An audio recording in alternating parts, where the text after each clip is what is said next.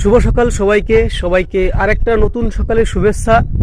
এখন যেহেতু শীতকাল, তো শীতকালের একটা ঐতিহ্য আছে, যে আমাদের এখানে যশোরে যেহেতু প্রচুর পরিমাণে খেজুর গাছ থাকে। আর যশোরের একটা প্রবাদ বাক্য আছে, যশোরের যশ খেজুরের রস, শীতকালে এসেছে রস খাবো না, এটা কি হয়? তো এসেছিলাম খুব সকালে, দেখেন চারিদিকে কত সুন্দর মনোরম পরিবেশ।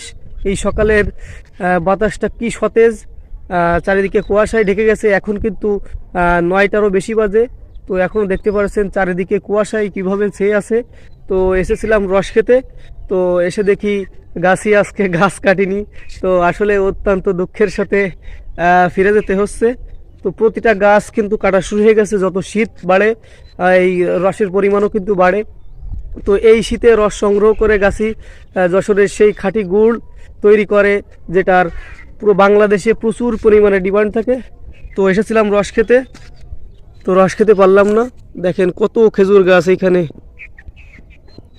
মাশাল্লাহ।